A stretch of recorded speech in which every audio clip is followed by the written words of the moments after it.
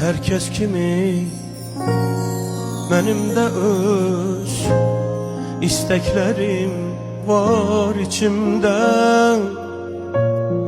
Ah ketanda, ah şekiller, çerçeveler var evimde. Benim üçün adi gelen her ansısa bir günümde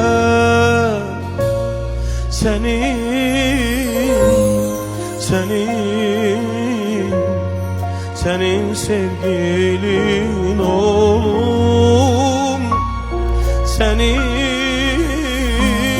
sevgilin